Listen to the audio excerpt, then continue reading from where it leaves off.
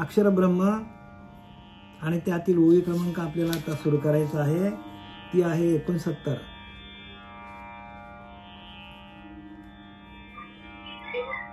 भगवंत सांगतो अर्जुनाला, म्हणजे आपल्याला सांगतो, अर्जुनाला निमित्त केलेलं आहे. अर्जुनाला काय केलं आहे? निमित्त करून त्याने आपल्याला ज्ञान दिलेलं आहे. तर हे ज्ञान जे आहे ते आपल्याला सोप्या भाषेत सांगायचं झालं तर जसं शाळेत शिकणारी मुलं असतात, ती वर्षभर अभ्यास केलं तर अंतकाली म्हणजे ज्यावेळेला परीक्षेच्या वेळी पेपर लिहायला येतो तेव्हा त्यांनी वर्षभर अभ्यास केलेला असतो, तेव्हा त्यांना चांगला पेपर जातो. तसं आपला आयुष्याचा पेपर आपल्याला सोडायचा असेल, आयुष्याचा बरं का, 4थी 5वीचा 10वीचा नाही, आयुष्याचा पेपर प्रत्येकाला सोडवायचा असेल तर आपल्या अंतःकरणामध्ये भगवंताचं भजन सातत्याने असेल तर आपल्याला अंतकाली भजन करता येतो. नाही तर एखादा आपल्यावर प्रसंग आला तर आपण भजन विसरतो आणि आपण आपला जीव वाचवायला जातो. म्हणजे आपण कुठे आहोत तर आपण पूर्णपणे त्या भजनावर आरूढ नाही, आपण अजूनच या प्रपंचामध्ये, या संसारामध्ये अडकलेले आहोत. आणि भगवंताने सांगितलं, मी माझी परीक्षा उत्तीर्ण व्हायचं असेल तर तुम्हाला सातत्याने अभ्यास करावा लागेल. येण्याची अभ्यासासी योगू चित्ताशी करी बापा चांगू. काय सांगतात? येण्याची अभ्यासासी योगू चित्ताशी करी बा चांगू. चित्ताकडे भजन चालू व्हायला पाहिजे. चित्ताला चांगलं कर. चित्तामध्ये विषय, चित्तामध्ये गडबड आहे आणि तो चित्त एकदा भगवंताच्या नामाशी लागला तर चित्तातले विषय बाजूला होतात. चित्तामध्ये एकही विषय राहत नाही. का? भगवंताच्या भजनामध्ये रममान व्हायला पाहिजे. कालच एक माणूस तुम्हाला भेटला, तो म्हणतो माझा 2020 साली माझा ऍक्सिडेंट झाला, पण मी एवढा नामाचा चिंतन होतो, पण तो प्रसंग असा होता म्हणतो की मला माझं भजनच म्हणतो आठवलं नाही. आणि म्हणून सांगितलं त्याला, मी सांगितलं अरे बाबा तू प्रॅक्टिस कर, अभ्यास कर. अभ्यास म्हणजे प्रॅक्टिस. अभ्यास सातत्याने करायला पाहिजे. येण्याची अभ्यासासी योगू चित्ताशी करीपा सांगू. चित्तामध्ये सातत्याने भगवंताचं चित्तामध्ये भजन पाहिजे. आगा उपाय भले पंगू पहाड ठाकी. लंगडा जरी असला आणि त्याने प्रयत्न केला तरी तो मोठा पहाड चढून जातो. आगा उपाय भले पंगू म्हणजे पांगळा माणूस, ज्याला चालता येत नाही, तो पहाड चढतो. कसा काय पहाड चढतो तो?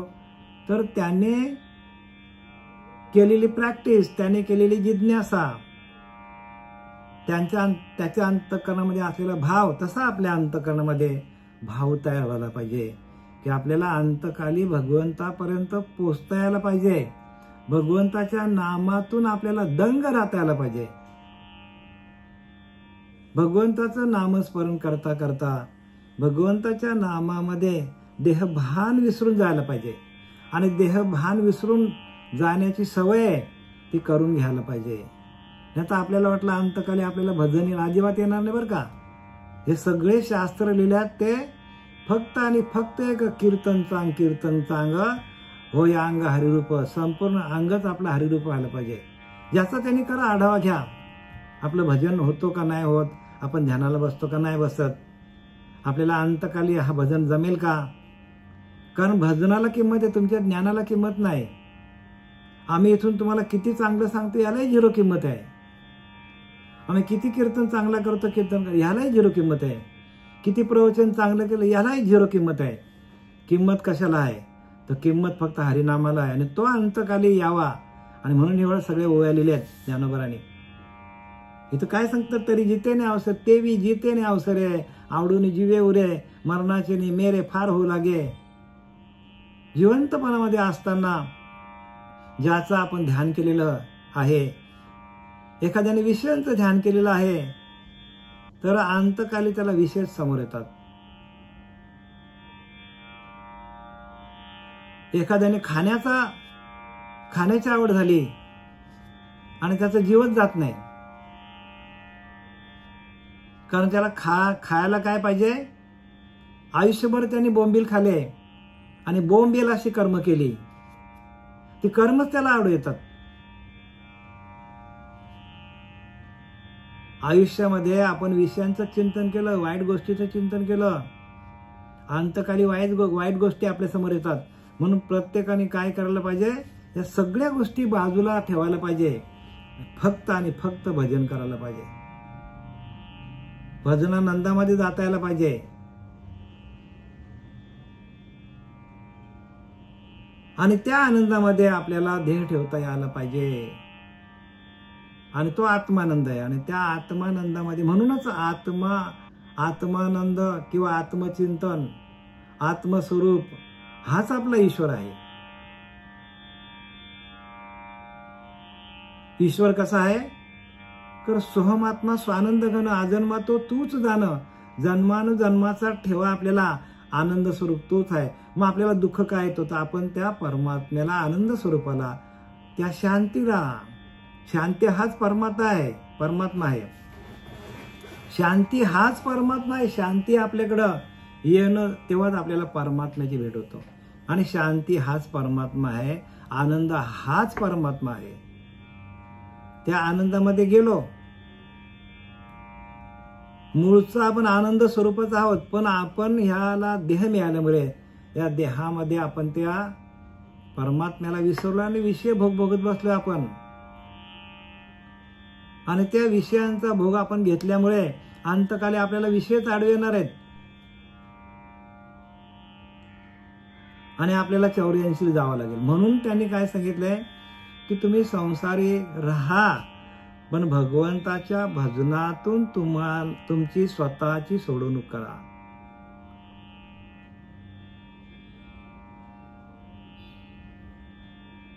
अंतकाली आपल्याला काय होणार आहे, ज्या आपण इथं लिहिलं की मरणी जाय जे आठवे, तो तेची गती ते पावे. अंतकाली आपल्याला ज्या गोष्टीची आपल्याला आठवण येईल, ज्या आपण भोगल्यात तेच आपल्याला त्रास देणार आहे, ज्या आपण कर्म केल्यात ते कर्मच आपल्याला त्रास देणार आहे. म्हणून संपूर्ण कर्माचा निराश व्हायसाठी आपल्याला देहबुद्धी जायला पाहिजे. देहबुद्धी ती आत्मबुद्धी करावी, सदा संगती सज्जनांची धरावी, असं संत रामदासांनी काय लिहिलंय. देहबुद्धी ते आत्मबुद्धी म्हणजे देहाचा निराश करून आपण त्या आत्मतत्वाशी एकरूप होऊन, स्वरूपाशी एकरूप होऊन आपण अखंड चिंतन विठोबाचं करायला पाहिजे. आणि संतांची ही खासियत आहे की त्यांनी अखंड भजन केलं. मी ज्ञानी किती हे सांगायला उरलेच नाही हो. आणि म्हणून तर हा प्रसाद लिहून ठेवला त्यांनी की बघा रे बाबांनो, आम्ही लिहिलंय ना, ते आमचे अनुभव लिहिल्यात, तुम्ही पण तसेच वागा. आम्ही बी घडलो, तुम्ही बी घडा. नदी मिळाली सागरा, नदी बी घडली सागरा मिळाली. नदी घडली सागरा मिळाली. नदी घडली, तयार झाली, आणि नदीचं स्वरूप काय तर सागर, सागराला मिळाली. तसं आपलं स्वरूप काय, आत्मस्वरूप हाच आपला आत्मस्वरूप आहे. आत्मस्वरूप हाच आपला परमात्मा आहे. संतांचा उपदेश प्रत्येकाने हृदयात घ्या की त्यांना सांगायचं काय, आणि आपण त्याप्रमाणे चाललो पाहिजे एक एक पावलं. आणि आपली पावलं जर चुकली अभ्यास करताना, आणि आपण आयुष्य असेपर्यंत जरी वाऱ्या केल्या तरी आपल्याला गती मिळणार नाही. कारण जर तुकाराम महाराज सांगतात की तुका म्हणे लक्ष लक्षणी अंतरी तोच वारकरी, एवढं स्पष्टपणे सांगितलंय. कधी मी तुम्हाला काल सांगितलं की त्यांनी 16 वाऱ्या केल्या आणि 17वी वारी त्याची सुरू म्हणजे त्या वारीला जाण्याच्या आधी पंढरीचा पांडुरंगाची येऊन त्यांना भेटला, आणि त्यांचं काय झालं, 17वी जीवनकला म्हणजे त्यांची कुंडलिनी जागृत झाली. ज्या वेळेला कुंडलिनी जागृत होते त्यावेळेला आपलं अखंड चिंतन विठोबाचं चालतं, अखंड ध्यान चालतं, अखंड ध्यान निरूपण नाम वाचा समर्थांचं अखंड ध्यान. ज्या वेळेला कुंडलिनी जागृत होते त्यावेळेला एक क्षण पण आपण तोच आपल्याला सोडत नाही, परमात्माच आपल्याला सोडत नाही. ब्रह्मनिष्ठ म्हणजे काय? ब्रह्माची निष्ठा या देहावर होते आणि ते ब्रह्मच काय करतो? आपल्याकडनं भजन करून घेतो. आपल्याला करावं लागत नाही भजन. ओठ न आले, कंठ न आले, जिव्हा न रटे राम, हमारा राम जप करे हम बैठे आराम. अशी अवस्था होते देहाची. कबीरदास सांगतात की नाही, देवच माझा जप करतो, मी देवाचा जप करत नाही. फक्त आपण तिथे लक्ष ठेवायचं, बस येतो लक्ष्यांशी अनुभवणे. फक्त तिकडे काय करायचं, आपण त्या नामाच्या चिंतनामध्ये दिलेलं नाम आहे त्या नामाकडे सातत्याने लक्ष ठेवायचं. भजन चालूच आहे, तुम्हाला काय करायची गरज नाही. जन्माला यायच्या आतमध्ये भजन चालू आहे, पण ते कोणाला कळणार नाही, कारण त्याच्यासाठी श्री गुरूंना शरण जायचा असतो. एरवी तरी बघा ओळी क्रमांक 69 म्हणजे 69. एरवी तरी साधारण उड्या आदळली या मरण, जो आठवू धरे अंतकरण तेची होई जे. आता इथं पण तेच सांगितलंय की बघ अर्जुना, म्हणजे आपल्याला सांगितलं बरं का, जर आपल्या अंतकरणामध्ये जर विषयांचा भाव असेल, मनःष्ठानी इंद्रियानी प्रकृती स्थानी कर्षती, म्हणजे आपल्याकडे असलेले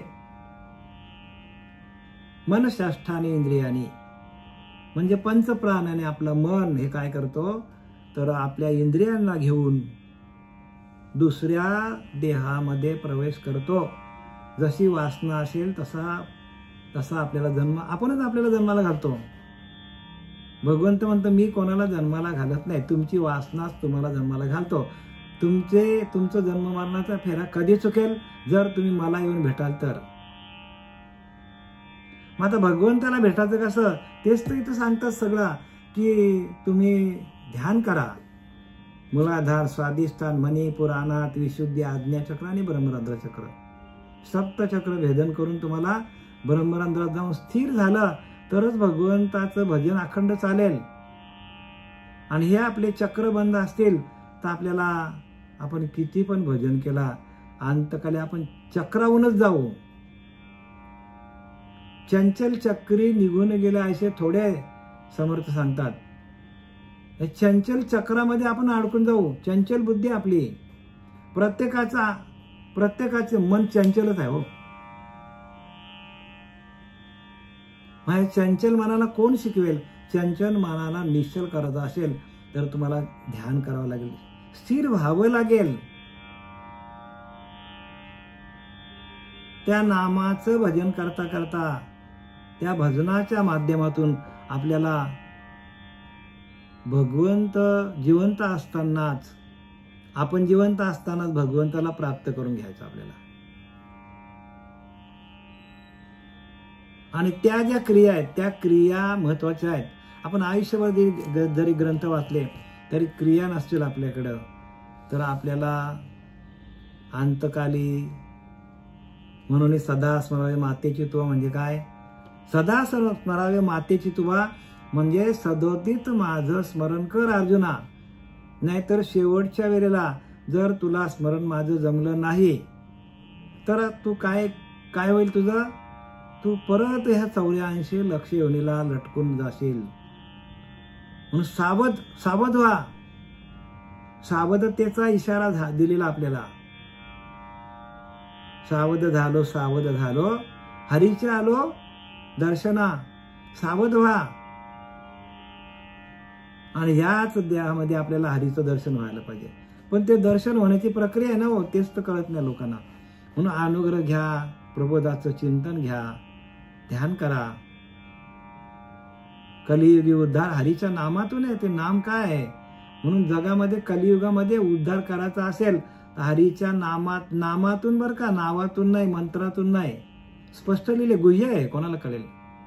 कलियुगी उद्धार सकळांशी येथे आहे अधिकार. प्रत्येक जीवाला, प्रत्येक माणसाला अधिकार आहे. सकळांशी येथे आहे अधिकार. कलियुगी उद्धार हरीच्या नामे, हरीच्या नामातूनच उद्धार होणार आहे. आणि ते नाम तुम्ही घ्यावं, ध्यानाला बसावं.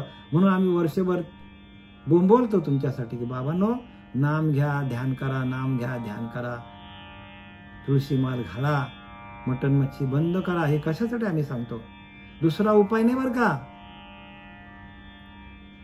उपाय एकच आहे की तुळशी माल गळा, गोपीचंद टिळा आणि हृदय कळवला वैष्णवांचा. वैष्णव पंथात यावं लागेल, बाकी पंथ काय खरं नाहीत. हा अनादिकाळाचा पंथ वैष्णव पंथ. आणि या पंथामध्ये आल्यानंतर आपल्याला, काही लोक ह्या पंथामध्ये आल्यात पण त्यांना कळतच नाही काय चाललं, ते शास्त्रामध्ये काय लिहिले ते वाचतच नाही, उठसूट चालले वारीला.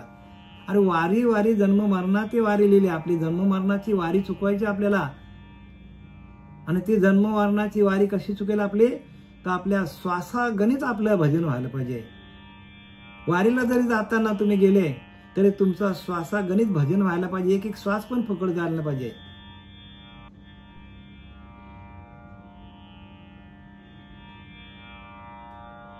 कबीरांचा मुलाला कबीर सांगतो की अरे बाबा, कमाल काहे को बजाते ढोल, एक सांस निकल गया तो तिन्ही लोक का मोल. कबीरदास सांगतो कमालला, त्याच्या मुलाला. कबीर म्हणे कमाल से काहे को बजाता है ढोल, एक श्वास निकल गया तो तिन्ही लोक का मोल. एक श्वास जरी हरिनामाशिवाय गेला तर तो विषयामध्ये जातो, तर तो आपल्याला काय करतो, अधोगतीला घालवतो. म्हणून प्रत्येक श्वासागणित भजन व्हायला पाहिजे.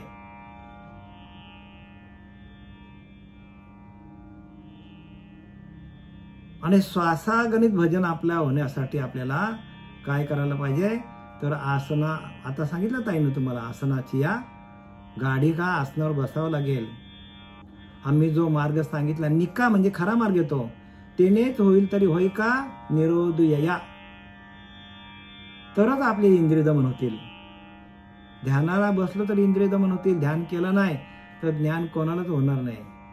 आणि तो ध्यान आपल्याला प्रक्रियेच्या माध्यमातून एकदा का त्याची आवड लागली आणि आपलं अखंड चिंतन चालू झालं, मग आपल्याला उठताना, बसताना, खाताना, पिताना, जेवताना, झोपताना सगळं चालतं ते आपलं. पण ते जमलं पाहिजे पहिला आसनावर. म्हणून 6वा अध्याय काय दिला, आसन कसं असावा ते दिला. एरवी तरी साधारण उरी आदळली या मरण, जो आठवू धरी अंतकरण तोची होईजे.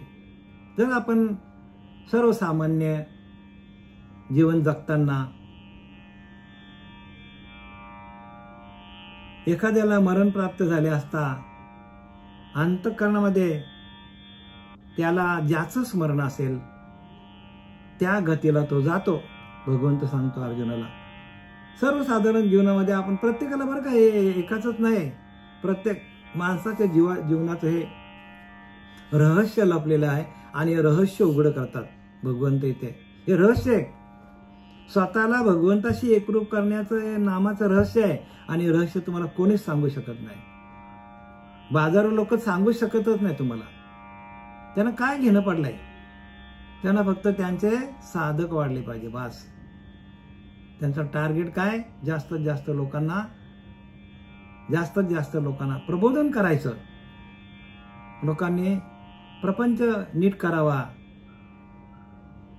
पण परमार्थाची कुठे चावल पण नाही का. तर लोक काय करतात, अनेक प्रकारे चोऱ्या माऱ्या व्यसनाधीन झाले लोक. म्हणून त्यांच्यासाठी प्रबोधन ठेवलेलं आहे. हे ज्ञान कोणी सांगत नाही. हे ज्ञान शेवटचं आहे. एकदा तुमच्या हातात आलं, हरी आला हाता, मग काय भाई चिंता. तुमच्या हातात हरी येतो. आणि एकदा का भगवंत तुमच्या अंतकरणामध्ये आला, तुमच्या हातात आला का, आपलं मन, आपलं चित्त, आपलं अंतकरण भगवत स्वरूप होतो. हे भगवती ज्ञान आहे. हे भगवंताने कुरुक्षेत्रावर प्रत्येक जीवाने कसं वागावं, प्रत्येक माणसाने कसं व्हावं, कसं राहावं, आणि आपल्या अंतःकरणामध्ये असलेल्या त्या विषयांवर आपण विजय कसं प्राप्त करत, अंतःकरणामध्ये असलेल्या विषयांवर विजय कसं प्राप्त करायचं. कारण विषय विषासारखे आहेत. विषय कसे आहेत? विषासारखे आहेत. पण विषय सेवन करून केल्यानंतर माणूस एकदाच मरतो, एकदाच मरून जातो माणूस. पण हे विषय आहेत ना, ते परत परत परत परत जन्माला घालतो. एकदा मेल्याने सुटेना, जन्मोजन्मी यातना. एका जन्मात नाही, अनेक जन्मामध्ये. कुत्रा झाला की कुत्रा जन्माला कोटी वेळा, मांजराचा झाला की कोटी वेळा. असं कधी आपल्याला मनुष्य मिळेल? एकदा मेल्याने सुटेना, समर्थ रामदास सांगतात. जन्मोजन्मी यातना हो. आपल्याला आता चांगलीपैकी गादी आहे झोपायला, एसी रूम आहे, अगदी 7व्या माल्यावर, 8व्या माल्यावर, 15व्या माल्यावर, 20व्या माल्यावर आपल्याला काय घर आहे आपल्याला राहायला भगवंतानी दिलंय. मग तरी आपल्याला आत्मचिंतन करता येत नाही, तरी आपल्याला हरिनामाचा जयघोष आतमध्ये करता येत नाही. म्हणजे आपण पडत मूर्ख म्हणजे शिकून मूर्ख आहोत आपण. प्रत्येक माणूस हा मूर्ख आहे,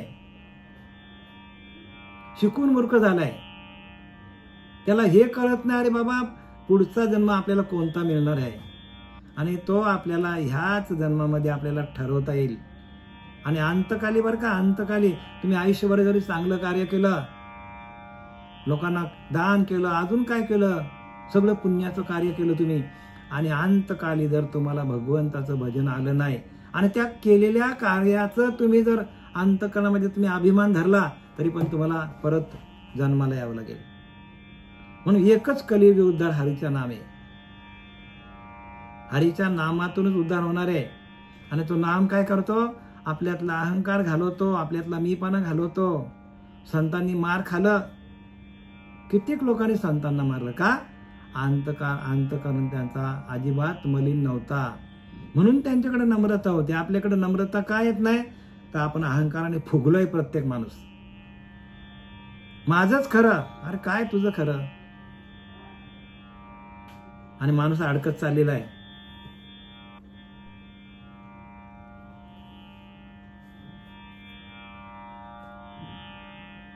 आणि अंतकाली जसं ज्याला स्मरण होईल या विषयांचं, तो त्या गतीला जातो. जैसा कवने ऐकू काकुळती, पळता पवन गती.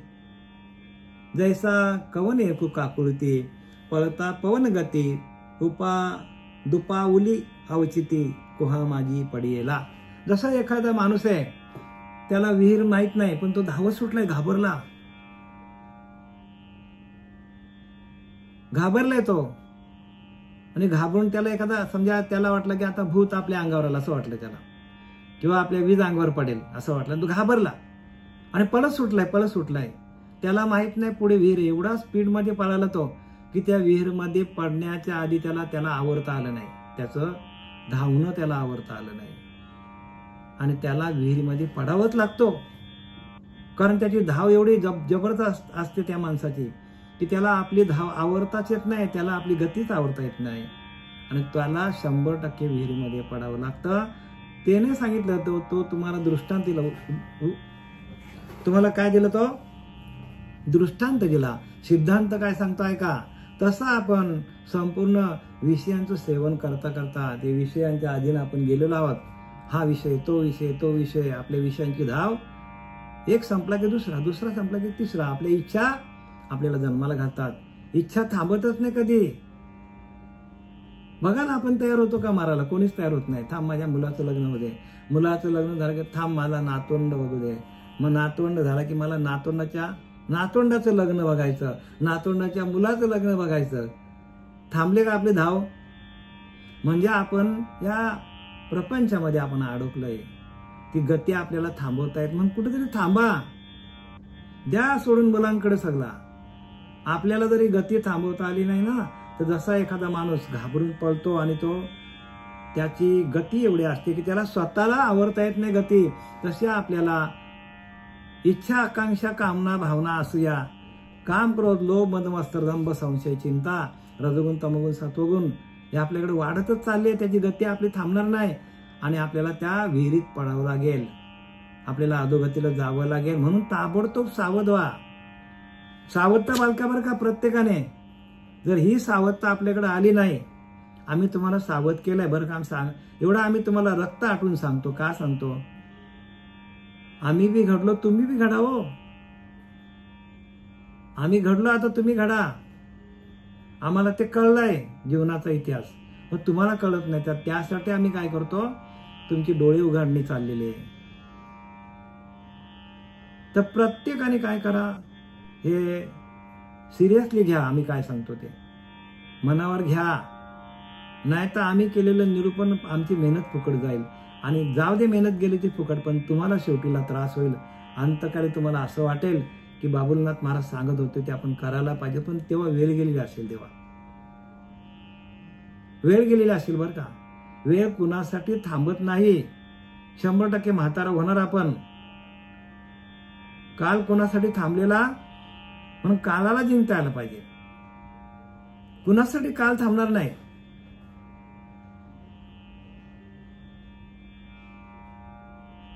म्हणून काल सार्थक हेची परमभाग्य. काल भगवंताच्या नामामध्ये लावा, तेच सार्थक आहे. श्वासावरती भजन करा, तोच तुमचा काल तुम्हाला सार्थक होईल. श्वासाच्या व्यतिरिक्त जे काय तुम्ही करणार, जे भजन करणार, जे काम करणार, ते आपल्याला अधोगतीकडे घेऊन जाणार. जनाबाईंनी काय केलं, मुक्ताबाईंनी काय केलं, मीराबाईंनी काय केलं, सर्व संतांनी काय केलं, श्वासागणित भजन केलं आणि घरातली सगळी कामं केली हो. आणि भगवंत त्यांच्या मदतीला आला. भगवंत स्वतःहून काय करायचा, जनाबाईला मदत करायचा. जात झाला का, श्वासावरती भजन. श्वास हाच आपला देव आहे. देव म्हणजे आपला श्वास, प्राण, तोच आपला जीव, तोच आपला देव आहे. त्या श्वासावरती भजन केला का भगवंत आपल्या हृदयातला प्रगट होतो आणि तो आपली कामं सगळी करून घेतो. जनाबाईचं उदाहरण घ्या, सगळा तुकारामाचं उदाहरण घ्या. ज्ञानदेव म्हणे निवृत्ती निर्गुण दिसले संपूर्ण माझ्या हाती. हे कशासाठी सांगतात? निर्गुण आहे परमात्मा आणि ते निर्गुणता तो माझ्या हातात दिलं. आणि म्हणून ज्ञानेश्वरी लिहिली, अनुभव अमृतलीला. अनुभव आले त्यांना आणि ते त्याच्यामध्ये अमृत तुल्य अनुभव ज्ञानोबांनी अमृत अनुभवामध्ये लिहिले. सगळं करता येईल आपण, त्या सगळं आहे बरोबर आहे बरं का. आपला वाढतच चाललंय, आपला हे सांगणं वाढतच चाललेलं आहे. पण प्रत्येकाने हे घ्या. वेळ जो मी माझा तुम्हाला देतो, कशासाठी देतो, माझ्या सद्गुरु कृपेने हे सगळं मला मिळालंय. ते असं वाटतं की हे हृदयची ते हृदय घालावं, तुमच्या हृदयामध्ये जावं. आता तया पडण्या आरवते, पडणं चुकावया परवते नाही म्हणून ते तर पडावेची लागे. बघा आता ती त्याची पळण्याची गती एवढी, घाबरून पळाला तो. एखादा माणूस घाबरून पळाला, एवढ्याच जोरात पळाला आणि त्याला माहित नाही पुढे विहीर आहे आणि विहीर आली आणि त्याला पडावंच लागलं. त्याला आपली गती आवरता आली नाही. तसं आपल्याला गती आवरता येणार. आत्ता जर आपण गती आवरली नाही तर आपल्याला पडावं लागेल विहिरीत, म्हणजे त्या जन्म मरणाच्या चक्रामध्ये पडावं लागेल आपल्याला. आणि जन्म मरणाचा फेरा आपल्याला चुकवायचा असेल तर आपल्याला सातत्याने श्री गुरूंनी दिलेली उपासना, श्री गुरूंनी दिलेलं ते नाम, श्री गुरूंनी दिलेलं ध्यान, ते आपल्या रोमारोमामध्ये कसं येईल, आपल्या अंतःकरणामध्ये आपला अंतःकरण प्रकाशमय कसा होईल, ह्याची आपण काय करायला पाहिजे, आपण ह्याची चिंता करायला पाहिजे.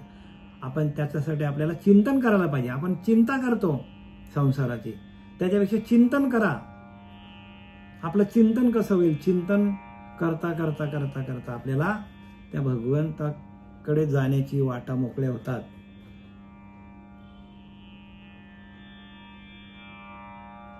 तेवे मृत्यूशनी अवसरे एके, जे येवने जीवासमोर ठाके, ते होणे न चुके भलत या परी. तसा अंतकाळी मृत्यूच्या काळामध्ये काय सांगितलंय, तेवे मृत्यूशनी अवसरे म्हणजे मृत्यूच्या समयी जीवासमोर जी वस्तू उभी राहते,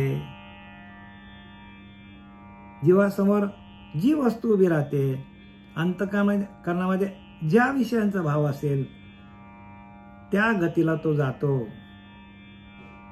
काय सांगतात? म्हणून अंतकाली आपल्याला भगवंताचं भजन जमत नाही बरं का. आणि म्हणून एवढं सगळं आपल्याला ग्रंथ लिहायला लागले संतांना.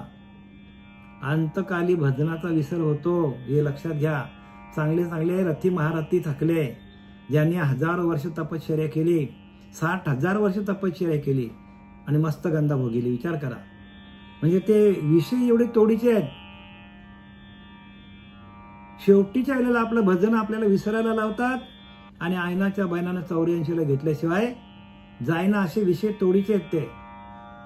म्हणून सावध व्हा. सावध आहे तो स्मरण. म्हणजे सावध कशाला म्हणतात? भगवंताचं नामस्मरण याला सावध म्हणतात. विकल्प होता तर विस्मरण. बघा, जरा जरी विस्मरण पडला, जरा जरी बेसावध झालो तर आपल्याला विस्मरण पडतं. विस्मरण पडताच मरण पावती प्राणी. मरून जाता तो माणूस मरतो. स्मरण विस्मरण झाले मग त्या देहास मरण आले. मग जन्मास घातले कोणास कोणी? आपणच आपल्याला जन्माला घालतो. सावध आहे तो स्मरण. विकल्प होतात विस्मरण. विस्मरण पडताच मरण पावती प्राणी. स्मरण विस्मरण झाले, भगवंताच्या नामाचा विस्मरण झाला,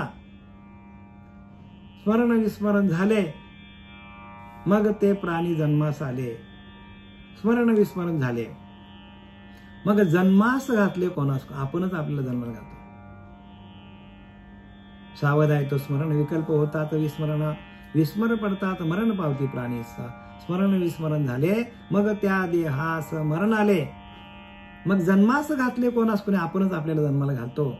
अंतकाली आपल्याला भगवंताचं भजन जर सापडलं नाही, करता आलं नाही, भगवंतापर्यंत पोहोचता आलं नाही या देहामध्ये, तर आपल्याला अधोगतीला 84ला जावं लागेल. हे 100% लिहून घ्या. इथं लिहिलंय, आम्ही सांगत नाही. हे ज्ञानोबराय सांगतात.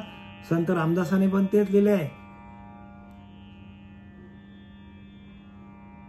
सर्व संतांनी हेच लिहिलंय. वेगळं काही सांगत नाही संत. पण आपण तिथे गैरहजर आहोत. आपण त्या स्वरूपाच्या ठिकाणी गैरहजर आहोत. भजनाच्या ठिकाणी आपण गैरहजर आहोत. त्याचप्रमाणे मृत्यूसमयी जीवासमोर जी वस्तू उभी राहते, मरणानंतर त्यास व्हावे लागते. ते कोणत्याही उपायाने चुकत नाही बरं का. तिथं उपाय नाही बरं का. तिथं उपाय काय नाही. शेवटची पाळी एक मनुष्य जन्म चुकली या वर्म फेरा पडे. वर्म येतो. शेवटची पाळी एक मनुष्य जन्म चुकली या वर्म फेरा पडे. शेवटची पाळी आपल्याला. मनुष्य देह परत नाही. नंतर आपल्याला 84ला जावं लागेल. म्हणून शेवटची पाळी एक मनुष्य जन्म हा शेवटचा जन्म आहे. आणि त्यातून जर आपल्याला भगवंताची प्राप्ती झाली नाही, त्या स्वरूपाशी आपण एकरूप झालो नाही, भजनानंदामध्ये गेलो नाही, भजनानंदामध्ये जाऊन आपल्याला ध्येय ठेवता आलं नाही, तर चुकली या वर्म येतो. आणि तो वर्म कोणी सांगत नाही बरं का. दोन्ही दिसती सारखी. वर्म जाणे तो पारखी. आपल्याला वाटतं इतर पंथ चालल्यात ते आपल्यासारखे नाहीत बरं का. ते अमुक पंथ आणि अमुक पंथ, त्या पंथामध्ये गेलो का ह्या पंथ नाही. इथं लिहिले दोन्ही दिसती सारखी. वर्म जाणे तो वर्म हेच आहे. वर्म काय आहे? तर आपल्या आत्मस्वरूपाशी एकरूप राहून त्याचं भजन करता करता आपल्याला देह ठेवता येणं.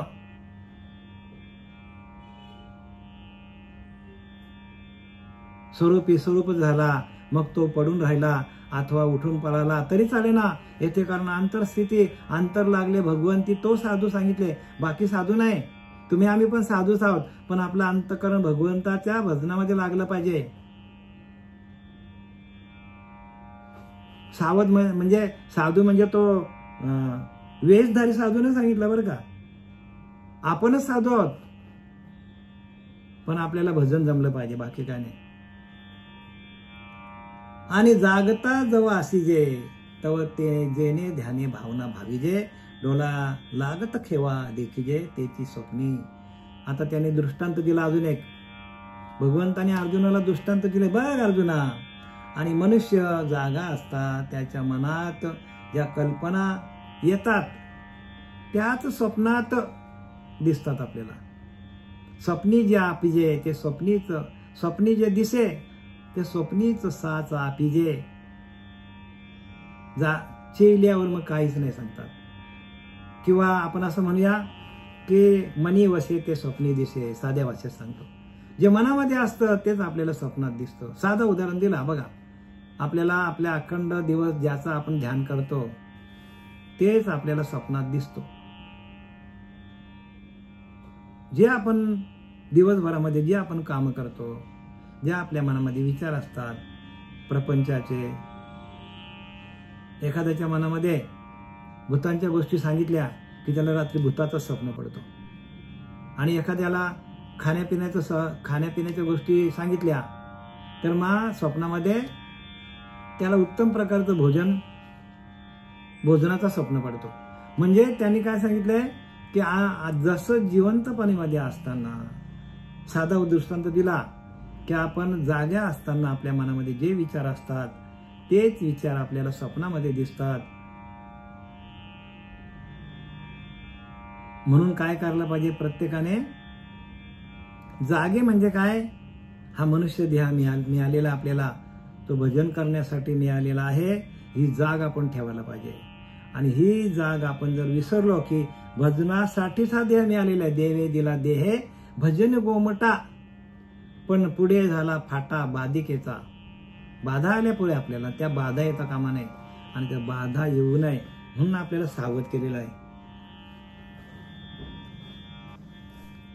आणि जागत जो आसीजे तव जेने ध्याने भावना भावीजे, डोळा लागत खेव देखीजे तेची स्वप्ने. स्वप्नामध्ये जे आपल्याला जागा असताना, जे आपल्याला अंतःकरणामध्ये जसं आपल्याकडे विषय असतील तेच काय होणार, अंतकालामध्ये आपल्याला काय करणार तेच आपल्याला स्वप्नात दिसतात. म्हणजे मनी वासे ते स्वप्नी दिसे, मनामध्ये असतं तेच आपल्याला स्वप्नात दिसतो. स्वप्न या नाव भ्रम सांगितले. स्वप्न हा भ्रम आहे. आपल्या जागेपणीमध्ये असताना जे जे विचार असतात तेच विचार पुढे आपल्याला स्वप्नामध्ये दिसतात. आता आपल्याला एक उभी घेऊया शेवटची बघा. आणि आता आपण त्या मूळ मुद्द्यावर आलोय. ते विजिते अवसरे आवडून जीवे उरे, तेची मरणाचे मेरे फार हो लागे, आणि मरणी जाय जे आठवे तो तेची गती ते पावे, म्हणून सदा स्मरावे मातेची तुवा. आता इथे त्याने स्पष्ट सांगितलंय, ते मरणी जाय जे आठवे ते जिते अवसरे, जिवंतपणामध्ये असताना आवडोनी जीवे उरे, म्हणजे जिवंतपणामध्ये असताना जी आवड असतो तीच आवड अंतकाली वृद्धिगत होते, वाढत जाते. वासना असते तर वासनेची वाढत जातो.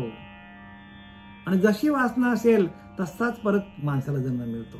खाण्याची वासना असेल तर जा बाबा, जा कुत्र्याच्या जन्माला, जा वाघाच्या जन्माला, खाण्याची वासना असेल तर.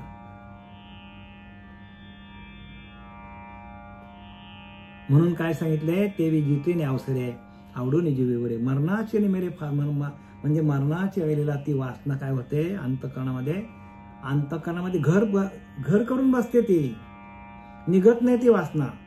आणि मग ती तशीच वासना आपल्या रोमारोमामध्ये त्या वासनेचा काय संचार होतो, भूत संचार होतो आपल्या अंगामध्ये वासनेचा. आणि ते सर्व इंद्रिय ती वासना भोगण्यासाठी इंद्रिय पण भूत बनतात. आणि पुढच्या जन्मामध्ये आपल्याला जशी वासना असेल तसा आपल्याला जन्म मिळतो. म्हणून काय सांगितलं त्याने की ब्रह्मनिष्ठ असायला पाहिजे.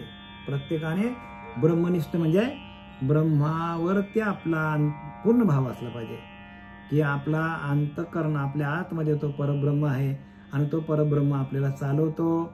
असा जर आपला भाव झाला तर आपल्याला अंतकाली आपल्याला भगवंताचं स्मरण होईल. आणि आपण परब्रह्म होतो असं आपल्याला वाटलं नाही आणि आपल्या अंतःकरणामध्ये ज्या वासना आहेत त्या प्रबळ झाल्या तर काय करणार तुम्ही. म्हणून अहम ब्रह्मास्मी जाण, आपण ब्रह्म ते जाणून घ्या. आपणच परब्रह्म आहोत. परब्रह्म ते सकळान पडते. संत रामदास सांगतात, तयास पाहता आपणच परब्रह्म आहोत. असा आपला भाव जरा झाला तर आपल्याला पुढची आपल्याला गती मिळणार नाही. आपण भगवंताशी एकरूप होऊ. तुका म्हणे आळी नुरेची वेगळी, लिहिलं की नाही. तुका म्हणे आळी नुरेची वेगळी, दे तेवी तुका म्हणे आळी जेवी नुरेची वेगळी. म्हणजे तुकाराम महाराजांना काय सांगायचं. आता एवढी ओळी घेतो आणि माझे संपवतो बरं का. तुकाराम महाराज काय सांगतात बघा की ती भिंगोरटी असते ती काय करते, आळीला आणते ना आपल्या घरट्यात ठेवते आणि तिला चोच मारते. चोच मारल्यावर तिला वेदना होतात, ती असे करते आणि मग तो भिंगोरटी त्या घरट्यातून निघून जाते आणि मग त्या आळीला काय होतो, ते भिंगोटीचं स्मरण होतं, अरे बापरे आळी येईल आता आणि मला चावेल, आता आळी येईल आणि मला चावेल असं वाटतं तिला. म्हणजे सारखा ती भिंगोटीचं ध्यान करतो. 7-8 दिवस तेच करतो. सकाळी उठला की त्या आळीला काय करतो, तो एक चोच मारतो म्हणजे चावतो. असं 2-3 टाइम करतो दिवसातनं. मग अंतकाली काय होते, तिला भीती वाटते. त्या आळीला भीती कोणाची वाटते, भिंगोरटीची. आणि मग ती काय करते, भिंगोरटीच्या दंगाला भीतीने काय करते, भिंगोरटीचं स्मरण करतो. आणि तुका म्हणे आळी नुरेची वेगळी, आणि आळी काय करते, भिंगोरटीचं स्मरण केल्यामुळे ती आळीच भिंगोरटी बनते. तसा आपण काय करायला पाहिजे, अंतकाली आपल्याला भगवंताचं नामस्मरण यावं म्हणून आत्तापासून तर आपल्याला ती काय करायला पाहिजे, प्रत्येकाने आत्तापासूनच भगवंताचं नामस्मरण कसं वाढेल याची आपण आतुरतेने काय करायला पाहिजे, तर दक्षता घ्यायला पाहिजे. दक्ष व्हा, सावध साक्षेपी आणि दक्ष, तोची तात्काळची मोक्ष, तात्काळ मोक्ष आपल्याला.